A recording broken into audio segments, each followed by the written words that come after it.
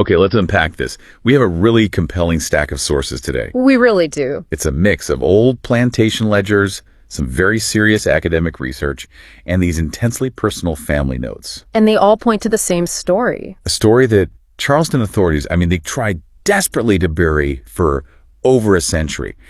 Our mission here in this deep dive is to really understand a conspiracy that was so unprecedented. It's fascinating because it didn't just break the laws of slavery. It actually manipulated the foundational mechanisms of racial identity in the antebellum South. Exactly. And that's what's so chilling. We're not talking about, typical runaway cases or illegal sales. No, not at all. This deep dive is about a highly organized network. It was operating in the South Carolina Low Country between, 1843 and 1851. And their crime was just so sophisticated. It was identity theft. It was child trafficking, yes, but it was all carried out within the legal and social framework of the time. That's the key. Within the system. So the one fact that just unlocks this whole tragic story is this. Our sources confirm that 17 children, all born in slave quarters, with these uniquely light features. Skin pale as cotton, eyes the color of coastal waters, as one source describes it. They just vanished from the official registries. No death certificates, no sale documents, nothing. They weren't freed. They were transformed. Through this incredible legal manipulation, they were sold into white society for staggering sums of money. Not just moved, erased and rewritten. Completely, given entirely new, fully documented identities as white citizens. And to pull that off required immense coordination, meticulous legal fraud, and the absolute silence of some very influential people. Okay, so let's start at the beginning. The blueprint for the whole thing, Fairhope Plantation. Right, about 23 miles northwest of Charleston. A pretty standard operation for the time, 300 acres of rice fields owned by the Colson family. Thomas Colson was running it in the 1840s with about, 47 enslaved people? And at the heart of this first case, we have Raina. She's a 24-year-old enslaved woman, a seamstress in the main house. Which gave her proximity, access. It did. But she also had a secret, a really dangerous skill for the time. She knew how to read and write. And in December 1843, Raina gives birth to her daughter, Lily. This is really the moment where the vulnerability... Right, the biological vulnerability. This is what the network exploited. Lily's skin was, the sources say it was strikingly pale, and her eyes were this distinct, startling blue. Anomalous enough to be mistaken for white, and everyone noticed.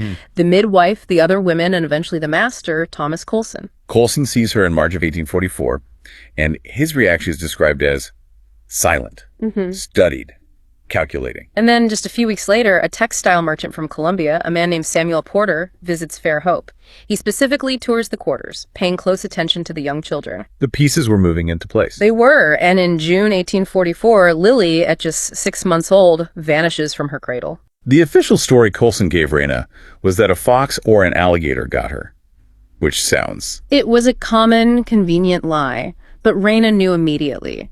The cradle was undisturbed, there was no sign of a struggle, no blood. It was human hands. She knew, but what could she do? She had no legal voice. Nothing. She just stood in silence, grieving, while her body was still producing milk for a child who was gone. The sources say she returned to her sewing 4 days later. And never spoke Lily's name again. That silence, that forced acceptance of the lie, was the only way she could survive that kind of loss. But Lily wasn't dead. She had been transformed. Exactly. She was moved 200 miles west to Columbia and renamed Sarah Brennan. She became the adopted daughter of a prominent, wealthy lawyer, Robert Brennan, and his wife, Charlotte. And Samuel Porter, the merchant who visited the plantation. He was Robert Brennan's cousin. He brokered the whole deal. So how did they do it? Legally, it can't have been easy to just manufacture a white identity in 1844. Race was everything. It was incredibly difficult, which is why the price was so high. This is where the legal mechanism is just terrifyingly brilliant. What did it involve? They didn't just fake a baptismal record. They went right to the source of legal existence. They had to pay off a deeply corrupt clerk in the records office. Someone on the inside who knew the system. Knew it inside and out. He took a huge bribe to file documents establishing Sarah Brennan with a falsified birth date, a white location of birth, and a clean parentage trail. It was systemic infiltration. So Lily was the proof of concept. But she was just the first. Just the first. Over the next 7 years, 16 more children vanished. From 5 different prosperous plantations across the Low Country, from Beaufort County all the way up to Georgetown. And these plantations, they weren't, right next to each other, but they were deeply intertwined. Socially and financially. Right. They were all connected through Charleston's elite circles, same banks, same factors, and critically, many were clients of the same lawyer, Robert Brennan. And the pattern was just shockingly consistent. The children all had that same pale skin, the light eyes, blue, green, hazel. And the mothers were always light-skinned women working in or near the main house. Ensuring visibility, easy access. This was targeted. Highly targeted. Let's talk about the money here for a second because it's startling. It really is. The price range was between $800 and $1,500 per child. To put that in perspective for you, a highly skilled adult enslaved carpenter might sell for $1,200. So why pay more for an infant who can't provide any labor for decades? You just nailed it. You're not paying for labor. You're paying for whiteness. You are paying for the legal status of whiteness. That premium, that extra cost, reflects the enormous risk the network was taking and the cost of the legal fraud. The bribe, the lawyer's fees, it was the ultimate social commodity. And to manage that risk, the network had to be incredibly structured. It was. We know the key players. Samuel Porter, the merchant, he was logistics. Identification, transport. Robert Brennan was the legal architect. And we can't forget Dr. Horace Strickland. You have to ask, why a doctor? For the medical paper trail. Precisely. A lawyer can fake a ledger, but a child needs medical proof of existence. Strickland created false vaccination records, signed off on health certifications. And most importantly, signed the fraudulent birth certificates that established the new identities. It took all three, a lawyer, a merchant, and a doctor, working in perfect high-stakes coordination. This operation ran flawlessly for almost 8 years. But then, the conspiracy starts to fracture. And this is where the story of one mother's incredible resistance becomes so central to everything we know today. It's December 1849. A 10th child, Joseph, is born at Fairhope. And his mother, Catherine, she understood immediately what his pale features meant. She'd heard the whispers about Lily. But Catherine refused to be silent like Raina. She sought out the overseer, Duncan Hayes. The man quietly running the plantation and, unbeknownst to everyone, documenting these disappearances in a private journal. This was an incredible act of defiance. It could have gotten her whipped or sold. She tells Hayes she knows Joseph will be taken. But she doesn't beg for his return. No, she asks for proof, a token, some small object that belonged to her son as evidence that he's still alive somewhere. A proof of his humanity. And Hayes, he doesn't punish her. He just nods. His motives were complex. He wasn't having a moral awakening. He was documenting this for self-preservation, recognizing how risky it was. But his decision to help Catherine was a deviation. 3 weeks later, Joseph vanished. And a week after that, Catherine found her token. It was a small wooden button on her cabin floor. Too fine, too elegant for any clothing worn by the enslaved. She recognized it instantly. She had sewn that same button onto Joseph's shirt right before he was taken. That button. It became the only physical record of the crime against this massive machine of erasure. It was proof he was alive and transformed. For Catherine, it was confirmation that her son existed, just like Sarah Brennan existed. The operation continued for another 2 years, but things were decaying from within. In March 1852, Duncan Hayes gets sick with consumption. On his deathbed, he confesses everything to Thomas Colson. He asks him to retrieve his journal, the one documenting 9 disappearances and naming all the conspirators. And Colson reads it, sees the legal danger, and immediately burns it, throws it right in his study fireplace. The final act of erasure. But it wasn't. Hayes had done one more thing. He'd left a sealed letter for Catherine, which Colson also opened and burned, but not before reading the contents. An address, 134 Westfield Avenue in Columbia, and a name, Sarah Brennan. But the knowledge survived the fire. It did. Because Hayes had already met with Catherine twice before he died. He'd told her everything, not just Lily's address, but how the network operated, the names of the conspirators. He armed her with the truth. She went from being a victim to a person holding dangerous leverage. And this is the turning point. Catherine did not act alone. She knew she couldn't act publicly. So she shared the knowledge. All of it.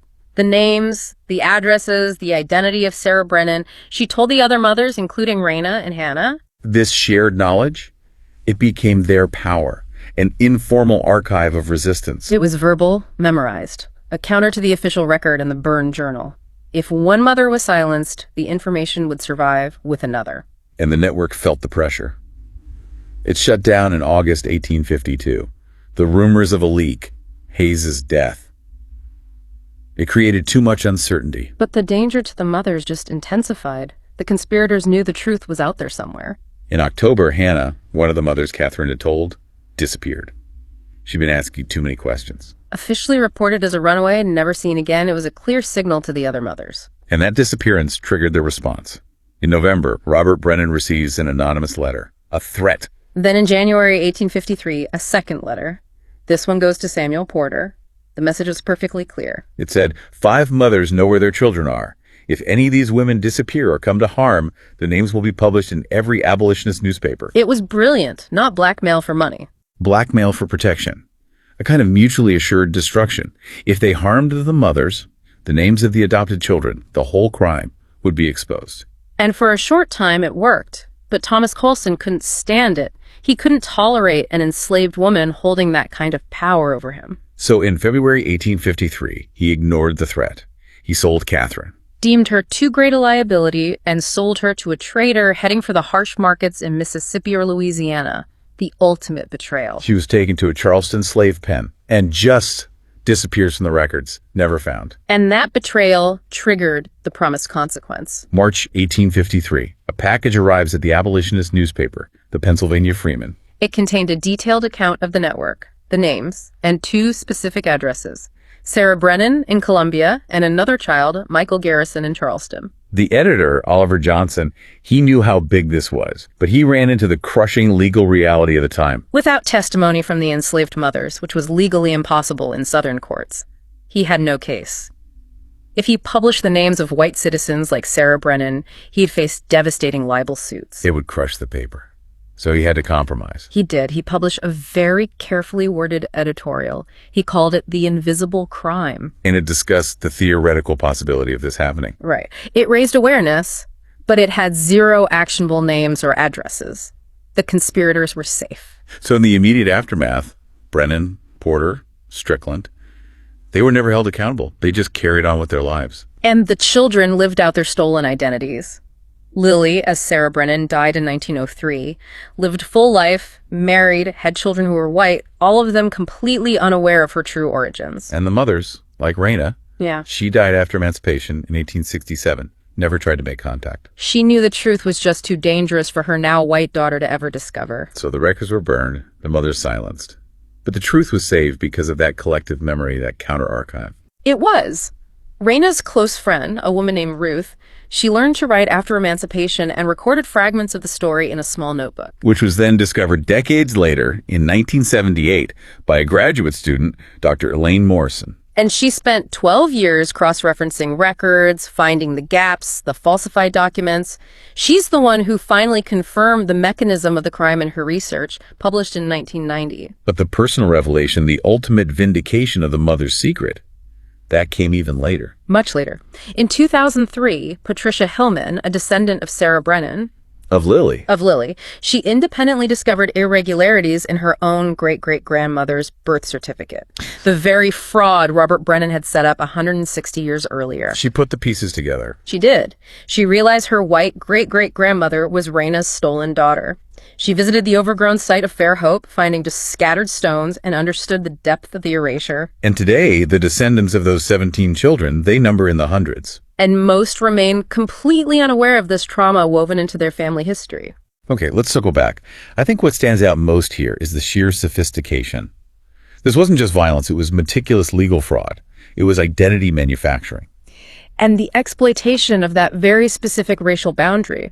It was a crime committed in plain sight, protected by the very system it was manipulating. And what truly endures, what survived the fire and the silence, Is the refusal of the mothers to let that knowledge die. Their collective memory became the true archive, their whispering of names and addresses across plantations. That was the ultimate act of resistance. So the crime is old. The victims, the perpetrators, they're all long dead. But understanding the mechanisms of power that went to such extraordinary lengths to erase these 17 identities, it forces us to ask a final question for you to think about. What does justice look like for a trauma that has been so thoroughly and deliberately forgotten?